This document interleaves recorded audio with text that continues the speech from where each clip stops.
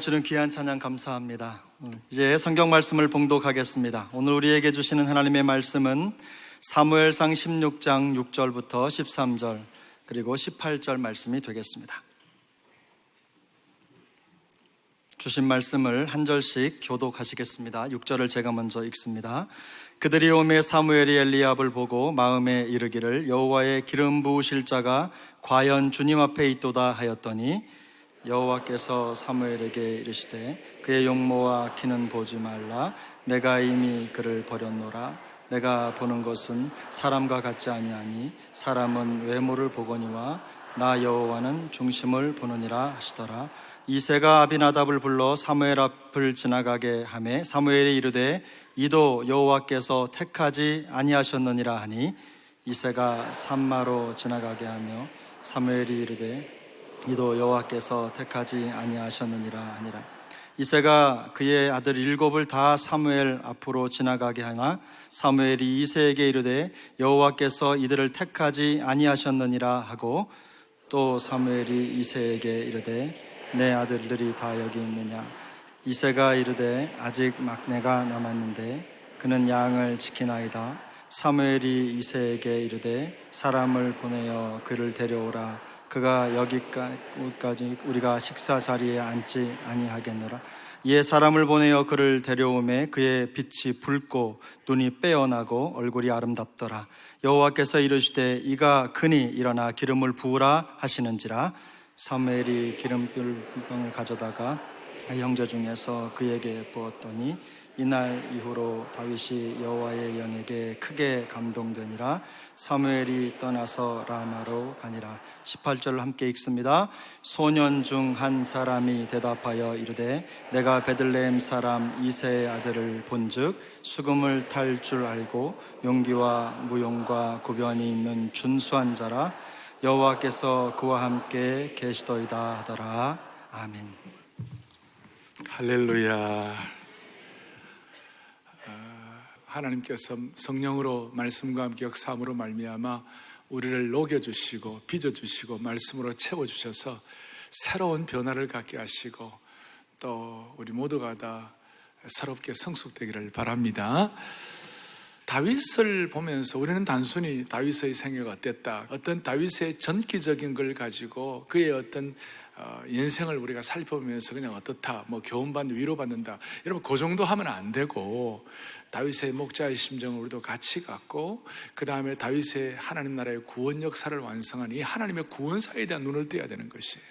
그래서 구약의 이사야 선지자 같은 경우도 다윗을 이새의 뿌리에서 다윗을 얘기하면서 그 예수님을 상징적으로 말씀하고, 예레미야 같은 그 눈물의 선지자도 다윗에 관해서 예수님과 연관을 어떻게 시켰냐면 예레미야 23장 5절을 같이 보죠. 여호와의 말씀이니라. 보라, 때가 이르니 내가 다윗에게 한 의로운 가지를 일으킬 것이라. 그가 왕이 되어 지혜롭게 다스리며 세상에서 정의와 공의를 행할 것이며 다윗에게 한 의로운 가지를 일으킬 것이라. 다윗이 구원사에게서 얼마나 구약의 중요한 인물인지를 말씀하고, 그 다음 신약 성경의 제일 마지막 요한계시록인데 요한계시록의 제일 마지막 장이 요한계시록 22장이에요. 그리고 22장의 뒷부분에 16절에 이런 말씀을, 요한계시록 22장 16절을 봅니다. 나 예수는 교회들을 위하여 내 사자를 보내어 이것들을 누구에게 증언하게 하였느니라. 나는 다윗의 뿌리요 자손이니 곧 광명한 새벽별이라 하시더라. 신약 성경의 마무리를 나는 다윗의 뿌리요 자손인 예수 그리스도를 마무리하는데, 그래서 다윗은 구약의 예수님의 표상이다 이렇게 말해도 큰 과언이 아닌 것이에요. 그래서 오늘 이 내용들을 앞에 놓고 저는 단순히 다윗의 어떤 생애적인 것, 다윗을 우리가 잘 아는 그런 분들은 제가 과감하게 생략을 좀 하고, 중요한 것은 이 다윗을 통하여 우리가 다윗에 대한 지식을 많이 알아가고, 또 성경 지식이 이것도 필요합니다만은 그 지식보다 더 중요한 것은 우리가 다윗처럼 사는 것이에요. 다윗처럼 되는 것이에요. 그래서 저는 기도하면서 오늘 이 메시지가 다윗처럼 되는 데 있어서 우리에게 강인하고도 도전적이고도 현실적인 메시지가 되게 하여 주시옵소서. 강인하고도 도전적이고도 현실적인 메시지가 되게 하여 주십시오. 저와 우리 온 교우들에게 동일한 이런 은혜를 가질 수 있도록 주여 우리를 불쌍히 여겨 주시옵소서. 먼저 오늘 말씀의 배경을 좀 보겠습니다. 오늘 이 배경은 다윗이 이와 같이 사무엘 선지자에게 기름 부음 받는 내용이에요. 그런데 이 기름 부음을 받는 그 배경이 있어요. 왜 기름 부음을 받아야 되냐? 왜 하나님께서 다윗에게 이와 같이 기름 부음을 사무엘을 통해 주실 것인가? 그 이유가 있는 거예요. 그 이유는 다윗의 바로 전에 이제 사울왕이 있고, 사울왕이 왜 되느냐면 사사시대를 마감하면서 사울왕이 되고 이렇게 시작이 되는데, 사사시대를 한마디로 어떻게 설명하느냐? 사사기 21장 25절에 이런 내용이 나와 있습니다. 보시죠. 그때에 이스라엘 왕이 없으므로 사람이 각기 자기의 소견에 옳은 대로 행하였더라. 사람이 전부 자기 소견대로 옳은 대로 행하는 것이, 자기 소견에 옳은 대로 행하니까 무슨 일이 벌어지는가? 혼돈과 혼란이, 질서가 없어요. 안정감이 없어요.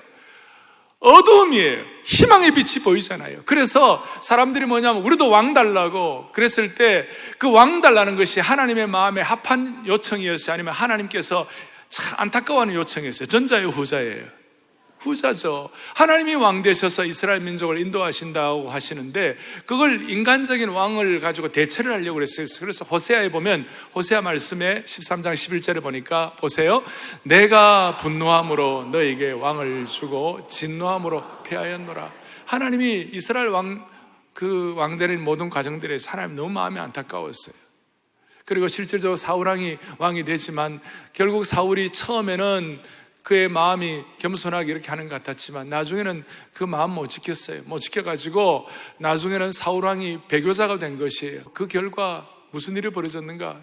나중에 사울왕이 길보아에서 자살을 하고 끝나는 그 인생을 마감하면 얼마나 안타깝습니까? 그러니까 한마디로 희망의 빛이 보이잖아요. 낙관론을 펼칠 수가 없고 그 어두움의 세력이 이스라엘 민족과 시대를 덮고 있는 것이에요.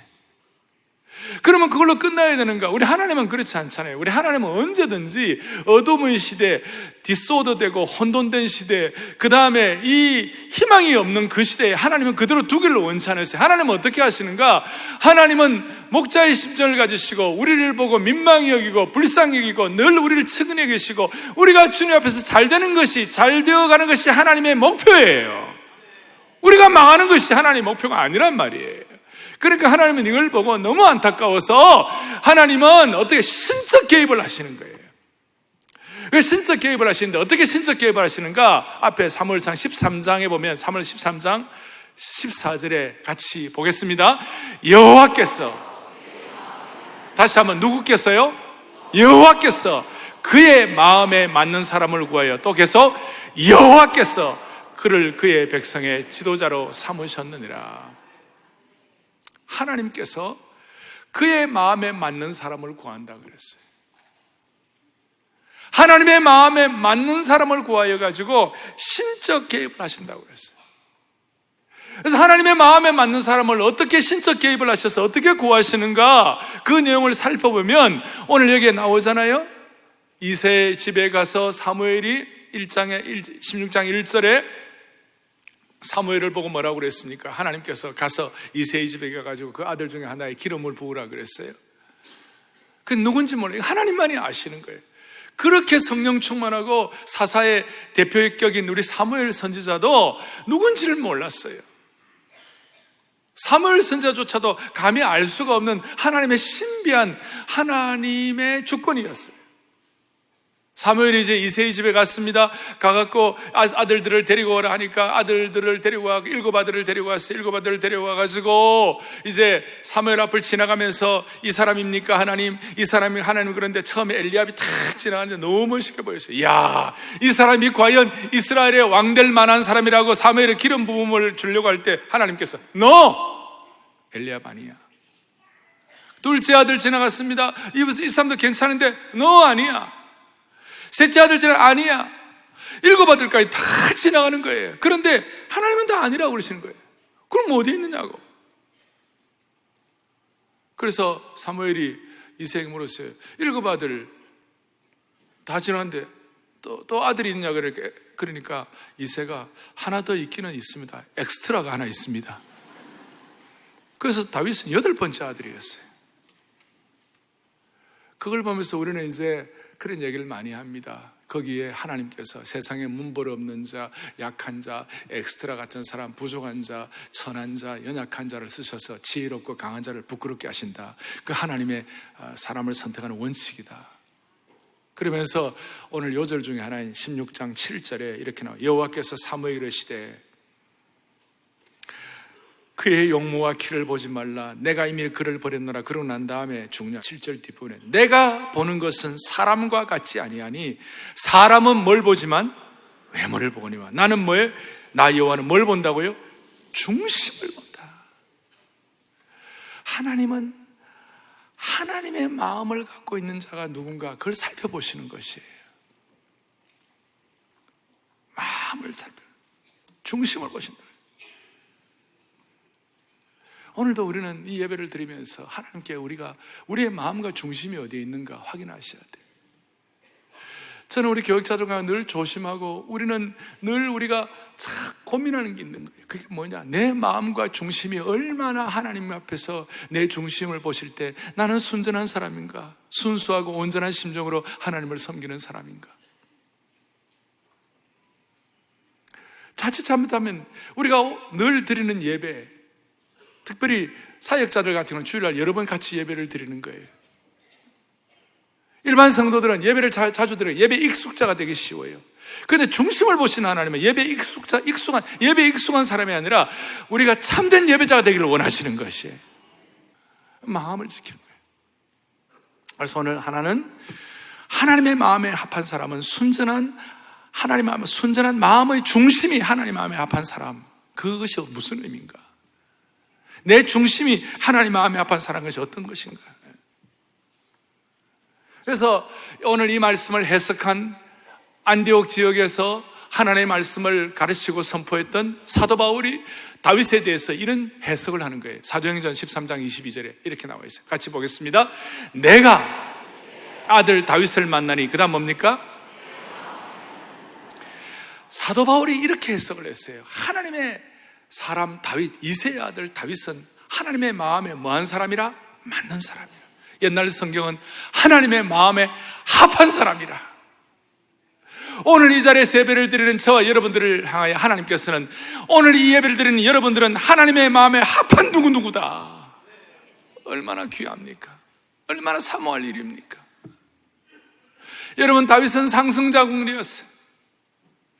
다윗은 치열한 삶을 살았어요. 그렇지만 다윗은 예술의 달인이었어요. 오늘 18절에 있는 것처럼 하프의 달인이었어요. 수금의 달인이었어요. 그가 이런 수금을 타면 악신이 쫓겨날 정도로 어릴 때부터 그렇게 그 악기에 그렇게 익숙한 사람이었어요. 그가 시편을 얘기하면 그의 그 시편은 하나의 가장 강력한 3000년이 지난 지금도 다윗의 시편은 최고의 주옥 같은 문장이에요. 셰익스피어가 당할 수가 없어요. 시의 달인이고 예술의 달인이고 상승장군이고 위대한 목자요, 궁중음악가요, 골리앗을 이긴 영웅이요, 탁월한 건축가요, 카리스마가 있고 많은 사람의 사랑을 받는 자였어요. 동시에 다윗의 부족한 면도 있었죠. 다윗은 나약하고 어떨 때는 어리석은 선택을 하고 어려움과 음모 속에 빠지기도 하고 인간적인 비극도 겪고 전쟁터에서는 강했지만 집안에서는 약했어요. 수많은 배신을 경험했어요. 그래서 배신의 계절에 배신의 골짜기에서 통곡할 때가 있고 눈물을 흘리며 기드론을 맨발로 지나갔어요. 아버지로서 유약한 그런 면도 있었고 지도자로서 편파적인 면도 있었어요. 이런 다윗의 생애, 그럼에도 불구하고 하나님께서는 다윗의 생애의 마지막 종결을 어떻게 하셨는가? 역대상 29장 28절 같이 읽어봅니다. 그가 나이 많아 늙도록 부하고 존귀를 누르다가 죽음에 그의 아들 솔로몬이 대신하여 왕이 되니라. 나는 저게 다윗이 무슨 부자였다, 무슨 대단했다, 저는 그걸 강조하고 싶은 것이 아니에요. 그가 부하고 존귀를 누리다가 죽었다는 말은 다윗은 끝이 좋았다 그 말이에요. 우리식으로 표현하면 finishing well을 했다 그 말이에요. 저는 성도들과 함께 같이 기도합니다. 여러분, 언제가 인생의 피크가 되면 좋겠어요? 40대? 30대? 50대? 아니에요. 저와 여러분의 인생의 피크는요, 주님 앞에 서는 그날을, 마지막 숨 거두는 그날이 우리의 인생의 피크가 되어야 합니다. 얼마나 소중한지 몰라요. 그러니까 다윗이 이와 같이 피니싱 웨이를 될 수 있었던 이유가 무엇일까? 그가 대단한 장군이요, 시인이요, 달인이요, 그의 어떤 카리스마와 그의 어떤 대단한 이것 때문에 딱 하나예요.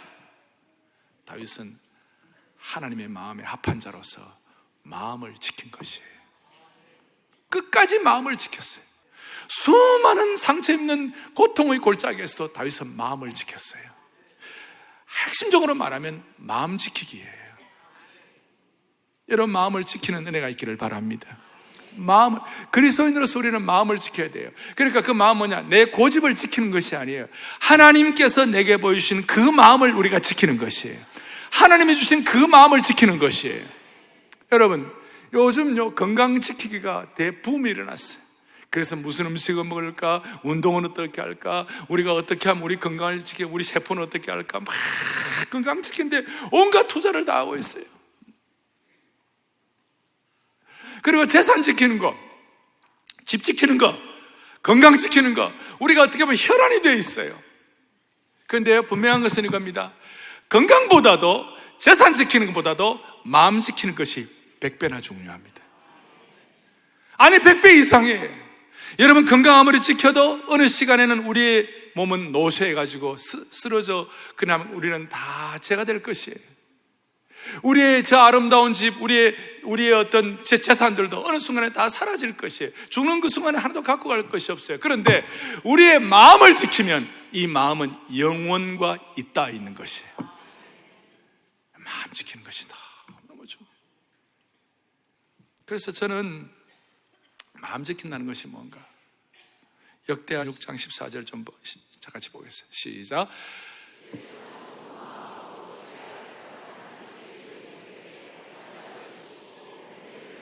역대하 6장 14절에 주께서는 온 마음으로 주의 앞서 행하는 주의 종들에게 첫째 뭐 하시고요? 언약을 지키시고, 그 다음 뭘 한다고요? 그러니까 온 마음, whole heart, 마음 지키는 자에게 하나님은 언약을 지키시고 은혜를 베푸신다고 그랬어요. 그 대표적인 예가 다윗이에요. 하나님은 최고의 관심사가 하나 있어요. 하나님은 온 땅을 향하여, 오늘 이 시대를 향하여, 지금 이 순간을 향하여 하나님의 관심, 하나님 막, 누구 새 관찰하는 사람이 조류, 버드워칭 그거 막 관심 있어가지고 막 하듯이, 하나님의 관심은, 하나님의 관찰의 관심은 뭐냐면요, 여호와의 눈은 온 땅을 두루 감찰하사 자기를 향하여 전심을 향하는 자에게 능력을 베푸신다고 그랬어요. 똑같은 비슷한 말씀이에요. 하나님의 관심은 하나님을 향하여 온전한 마음이 되어 있는 사람을 하나님은 계속 관심을 갖고 계시는 것이에요. 그러니 우리 주위를 보세요. 저는 오늘 이 말씀을 준비하며 제가 젊을 때부터 오늘까지 지내오면서 내 주위에 있는 내 믿음의 친구들, 동력자들, 나와 함께 비전의 동력자들을 쭉 한번 이렇게 하면 제가 생각을 해보았어요. 하나님이 그 사람을 왜 쓰셨나? 하나님의 젊은이들을 어떻게 계속 쓰셨나 보니까, 첫째는 그 단어가 세 가지였어요. 그 당시에 우리가 가졌던 마음. 첫째는 heart, 우리의 heart, 마음이라는 단어였어요. 두 번째는 vision이라는 단어였어요. 근데 그 vision이라는 것은 내가 가진 비전이 아니에요. 하나님이 주신 내 마음을 통한 비전이었어요. 세 번째는 skill이었어요. S-K-I-L-L. 이 skill이라는 말은 뭐냐면 공교함. 우리말로 하면, 우리식으로 하면 우리가 갖고 있는 어떤 프로페셔널한 전문적인 실력, 이걸 스킬이라고 말할 수 있어요. 근데 스킬도 그냥 스킬이 아니라 하나님 주신 마음과 연결, 마음 지키기를 통하여 나타난 스킬이에요. 그러니 스킬보다도 더 중요한 것은 비전이고, 아무리 스킬이 있어도 하나님 주신 비전이 없은 스킬은 그건 안 되는 거예요. 또 하나님이 아무리 주신 비전이라 할지라도 하나님 주신 마음을 계속 지켜나가지만 그 비전을 유지할 수가 없는 거예요. 그래서 스킬보다 중요한 것은 비전이고, 비전보다 중요한 것은 하트다. 마음을 지키는 것이다. 그리고 그 모든 마음은 주님이 주신 마음과 그 마음을 통한 비전이요, 마음을 통한 스킬이다. 이걸 늘 인식하고 다니고 그걸 생각한 것이 우리 주위에 있는 많은 젊은이들 지난 30, 40년, 40, 50년 하나님 쓰신 이유가 아닐까 그런 생각을 해보았습니다. 오늘 여기 계시는 나이 드신 어른들, 마음이 젊은 분들, 또 실제로 우리 육신적으로 육신의 나이가, 생물학적 나이가 젊은 분들 마음속에 하나님 아버지 평생 이 마음 지켜가지고 하트와 비전과 스킬의 균형을 잡도록 도와주십시오. 그러기 위해서 제가 두 가지 적용을 하겠습니다. 첫 번째 적용은 뭐냐? 하나님께서 마음 지킬 수 있도록 다윗에게는 어떻게 마음을 지키도록, 어떻게 마음을 하나님의 합한 자로 계속 그걸 유지하게 하셨는가? 핵심이 뭐냐? 철저하게 고독을 통한 마음 훈련을 시켰어요. 고독. 다윗은요 얼마나 고독했느냐? 7명 형제들 사이에 낄 수도 없을 정도로 자기는 그냥 나와가지고 저 베들레헴 근교의 황무지에서 밤새도록 양을 친 거예요. 다윗이 그런 고백을 하잖아요. 어떻게 할 바를 모르는 그런 사람, 양 지키기 위하여 나 혼자 있는데 사자와 곰이 와갖고 양을 앗아가려고 할 때 내가 철저하게 싸우고 투정하고 정말 강인한 현실적인 면을 직면했다는 것이. 베들레헴 부근의 황무지는 쾌적하고 아름다운 곳이 아니에요. 황량하고 쓸쓸하고 억세고 고독한 곳이었어요. 이것이 다윗의 청소년기의 광야 학교였어요. 그러나 놀라운 것은 이 철저한 고독 자체가, 하나님께서 허락하신 고독한 환경 자체는요 하나님의 사람의 마음을 지키는 훈련에는 최고의 참 좋은 계기예요. 여러분, 부부가 살아도 고독해요. 방을 같이 써도 고독해요. 당신은 내 마음 몰라? 직장에서도 고독해요. 예배를 드리면서도 고독한 분들이 있어요. 근데 이 고독은요 너무나 좋은 찬스예요. 고독은 하나님에 대한 눈이 열릴 수 있는 찬스예요. 하나님을 깨달을 수 있는 찬스예요. 그리고 하나님을 통해 진정으로 만족할 수 있는 계기가 되는 것이에요. 시편 102편 6절 7절로 이런 내용이 나옵니다. 보지요? 나는 황폐한 곳에 부엉이와 같이 되었삼. 7절, 내가 밤을 새우니 지붕 위에 외로운 참새 같으니이다. 여러분, 지붕 위에 외로운 참새 아십니까? 오죽하면 참새 시리즈가 나오겠습니까? 얼마나 고독하면. 올빼미, 광야의 올빼미, 황폐한 곳의 부엉이, 을씨년스러운 고독이에요. 그 고독한 것 가운데서 그 고독을 통해 하나님이 마음 지키도록 어떻게 훈련하는가? 시편 60편 5절에 시편 기자가 뭐라고 설명하는 것이에요? 보겠습니다. 나의 하나님만 바라라. 무릇, 이게 다윗의 고백이에요. 내가 지붕 위에 외로운 참새와 같고 광야의 올빼미와 같고 황폐한 곳의 부엉이와 같은 그런 처절한 고독이지만 그 고독을 통하여 내 눈이 열려가지고 하나님이 어떤 분이신지를 깨닫게 되니까 하나님만 바라봄으로 말미암아 내 인생의 진정한 소망과 만족은 하나님께로부터만 나올 수가 있구나. 고독을 통하여 하나님에 대한 눈이 열리고 하나님을 깨닫게 되고 하나님으로 만족하게 되는 것이에요. 그런데 마귀는 이 마음을 전쟁터로 삼아가지고요, 마귀는 마음을 전쟁터로 삼아가지고 어떻게 하든지 하나님을 향한 우리의 눈이, 우리의 마음의 창이 깨끗하게 열리지 않도록 거기에다가 폭탄을 던지고 거기에다가 왜곡시키고 거기를 오염시키고 거기에다가 진창을 만들어가지고 엉망진창으로 만드는 거예요.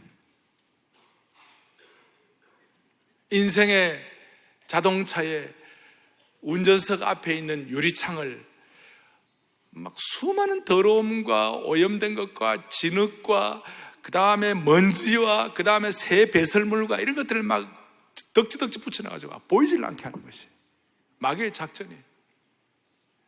그래서 우리는 이런 고독을 통하여 우리의 마음의 창을 깨끗이 닦는 것이에요. 마태복음 5장 8절에 뭐라고 나와 있는가? 이런 말씀이 있어요. 마태복음 5장 8절을 같이 보겠습니다. 함께요.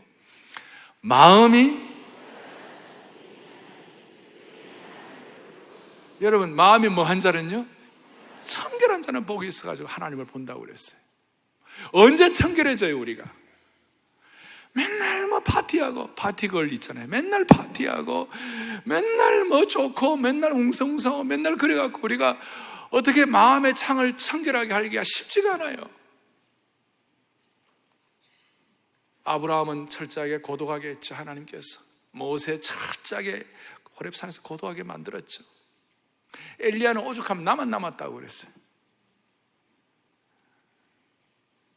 바울 사도 같은 경우는 아라비아에서 3년 동안의 고독을 지나고, 나중에는 실제 사역의 현장에서도 수많은 사람들이 바울 사도에게 당신이 무슨 사도성이 있냐, 당신이 무슨 사도냐, 이런 식으로 계속해서 그의 리더십을 공격하고 했어요. 그럴 때 바울의 마음은 고독하지 않을 수가 없어요. 고독했어요.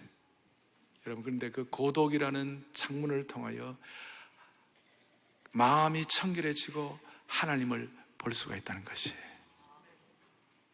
세상의 고독과 신앙인의 고독은 달라요. 세상의 고독은 내적 공허를 가져오지만 하나님과 마주하는 신앙인의 고독은 내적 충만을 통하여 주님을 깨닫게 되는 것이에요. 하나님의 사람으로 빚어지고, 우리 교회가 지금 기도하는 역경지수를 높이고, 이 고독을 통하여 주님을 더 깊이 알아가는 내 마음의 눈을 열고 내 삶을 재정렬하는 은혜가 있을 때 사랑하는 교우들이여, 우리는 마음을 지킬 수가 있습니다. 그럴 때 우리는 거룩한 고독이 될 수 있고, 소중한 고독이 될 수 있고, 의미가 있는 고독이 될 수 있어요. 그리고 고독에는 반드시 장소가 필요해요. 다윗이 베들레헴 근교에서, 황무지에서 고독의 장소가 있었다면 우리에게도 장소가 필요해요. 그리고 고독의 장소에서 우리는 육체 훈련을 하는 거예요. 다윗은 그 고독의 장소에서 물맷돌을 던지는 훈련을 했어요. 그냥 그거 보면요, 머리카락 하나도 틀리지 않게 맞았다 그랬어요. 또 그 고독을 통하여 감성 훈련을 해야 돼. 다윗이 외로우니까 뭘 했을까요? 하프를 켰어요. 우리로 말하면 그 수금을 타는, 우리식으로 말하면 이 바이올린하고 첼로하고 비올라 최고의 전문가가 됐어요. 너무나 아름다운 감성 훈련을 한 거예요.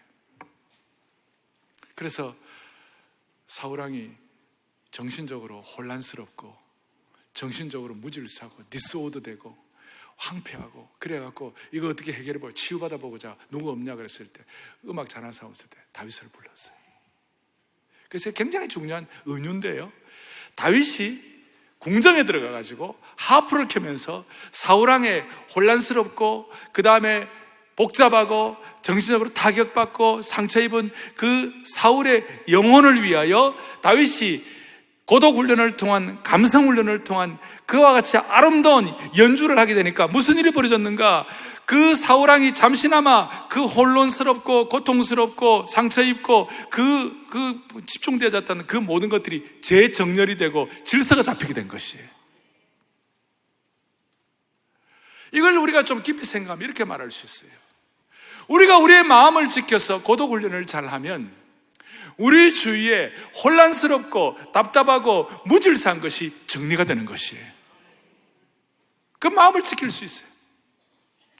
그리고 찬양을 하게 되는, 그리고 기쁨으로 음악을 연주하는 것이에요. 여러분, 그 휘파람을 불면서 수금을 연주하고, 우리식으로 말하면 저 현악기들을 연주하게 될 때 무슨 일이 벌어지는가? 기쁨이 충만한 거예요. 휘파람을 불어가는 거예요. 여러분, 마음이 유쾌하고 휘파람 불면 반드시 하나님 주신 마음을 지킬 수가 있는 것이에요. 우리로 말하면 찬양이라고 말할 수 있죠. 이제 또 하나, 고독 훈련과 함께 고독을 통한 마음 지키기 훈련, 또 하나 중요한 것이 있어요. 제가 아예 답을 설명을 하겠습니다. 왕직 수행을 통한 마음 훈련이에요. 이게 무슨 말이냐?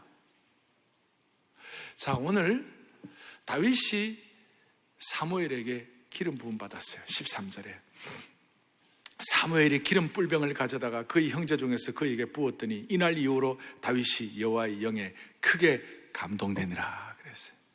다윗의 BC와 AD가 그의 인생의 전기, 그의 하나의 터닝 포인트가 시작이 되는 거예요. 기름 부음 받았어요. 그런데 실제로 다윗이 왕이 언제 되느냐? 헤브론에 등극할 때 30세였어요. 그것은 유다 족속들만을 위한 왕이었어요. 나중에 이스라엘 12지파 전체의 왕이 되는 것은 37세였어요. 그러니까 다윗이 이때 왕으로 기름 부음 받고 실제로 왕의 대관식을 하는 것은 20년쯤 지났어요. 그 20년의 기간 동안에는 다윗이 말로 다 할 수 없는 핍절한 환경들을 많이 거쳤어요. 그 중에 하나가 도망자로 다녔어요. 입에 침을 흘릴 정도로 그런 바보처럼 살 때가 있었어요. 깊은 상처를 받았어요. 어떨 때는 종처럼 살았어요. 왕으로 기름 부음을 받았지만 실제 대관식은 20년 뒤였어요. 그런데 그 20년 동안 다윗의 마음을 철저하게 지킬 수 있게 할 것이 무엇인가? 깊은 상처 가운데서도 도망자로 다니면서도 그리고 또 종으로 살면서도 하나님께서 다윗의 마음을 지키게 한 건 핵심이 무엇인가? 나는 기름 부음 받은 자야. 내가 지금 왕의 대관식은 안 했지만 나는 지금 기름 부음 받은 자야. 그 의식이 다윗의 마음을 지키게 한 것이에요. 다윗을 살렸어요. 그 지극히 곤란한 다윗의 어떤 상황과 환경 가운데서도 다윗의 마음을 지킬 수 있도록 만든 것은 나는 기름 부음 받은 자야. 오늘 이것이 우리에게 마음 지키기 어떤 도움이 됩니까? 여러분, 영적으로 보면 우리 사랑의 교회는 제자훈련을 통하여 왕같은 제사장을 얘기합니다. 왕같은 제사장이라는 말의 헬라어의 정확한 뜻은 왕직을 겸한 제사장이다, 그런 뜻이에요. 구약의 제사장은 어린 양의 피를 발라 거룩하게 구별하고 그 다음에 제사장 되는 그 기름 부음을 받아서 세마포 옷을 입고 제사장이 되는 것이에요. 근데 신약의 왕직을 겸한 왕같은 제사장인 우리는 어린 양 대신 예수 그리스도의 피뿌림을 통하여 우리는 부족하지만 하나님이 우리를 하나님의 왕자 왕녀로 삼아주신 것이에요. 우리는 부족하지만 하나님께서 성령님으로 기름 부으셔서 예수 그리스도를 구세주와 주님으로 고백하게 하시고 영광스러운 교회의 일원이 되게 만들어주신 주님이세요.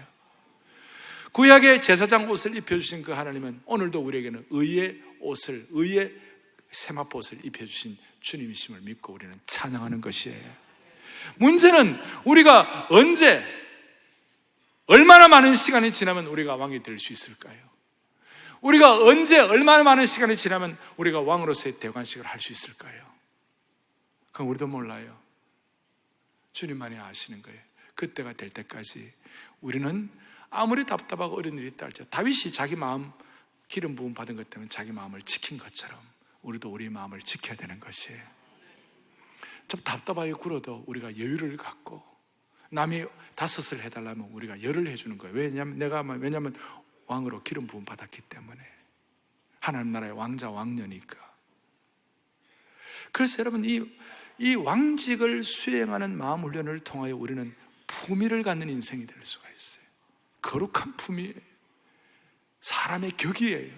인생의 어떤 그 거룩한 홀리 프레스티지가 우리에게 있는 것이에요. 인생은 마음먹기에 달려 있어요. 오늘 이 예배를 드리면서 진짜 하나님의 마음을 지켜야 되는 것이에요. 정리하겠습니다. 성경의 위대한 인물은 아브라함도 기적이 많았어요. 100세에 이삭을 낳은 것 자체가 기적이죠. 모세는 위대한 기적을 경험했어요. 홍해가 갈라지는 것, 출애굽의 그 열지양의 기적, 반석에서 샘물이 터지는 만나와 메추라기와 그리고 구름기둥과 불기둥의 영광스러운 기적을 경험했어요. 야곱 같은 사람들도 꿈을 꾸니까 하늘에 사닥다리가 오르락내려가면서 야곱도 야복강가에서 하나님과 씨름하는 기적을 체험했어요. 그런데요, 이 놀라운 다윗은요, 성경에 거의 기적이 없어요. 뭐가 없다고요? 거의 기적이 없어요. 그런데 다윗에게 가장 큰 기적은요, 마음 지킨 거예요. 끝까지 사도 바울이 해석한 대로 다윗은 내 마음에 합한 자다. 하나님의 마음에 합한 자다. 오늘 건강 지키는 것도 중요하고 재산 지키는 것도 중요하지만 여러분 마음을 지키십시다. 그래 끝까지 잘 같이 가십시다. 오늘이 시작입니다. 이제 이거 잘 다윗처럼 우리가 무장해서 하나님 나라 위하여 멋있게 쓰임받는 21세기의 하나님의 종들이 되기를 간절히 바랍니다. 오늘 다윗이 이런 마음 가지고 감성훈련도 할 때 마음 지키려고 수금을 타면서 휘파람을 불면서 찬양했어요. 우리가 오늘 찬양한 대로 주 내 맘에 오신 후에 주 나를 인도하시네. 주 예수 내 마음에 들어와 계신 후 변하여 새 사람 되고, 주 예수 내 마음에 오심. 그 다음에 가사가 물밀듯 내 마음에 기쁨이 넘치면 주 예수 내 마음에 오심. 우리 마음 지키기를 통하여 기쁨의 휘파람 불면서 곡절 많은 인생 가운데 마음 잘 지켜 우리가 주님 앞에서 인생의 봄, 여름, 가을, 겨울을 통하여 피니싱을 할 수 있도록 축복해 주시기를 간절히 소망합니다. 가슴에 손을 얹겠습니다. 하나님 아버지 감사합니다.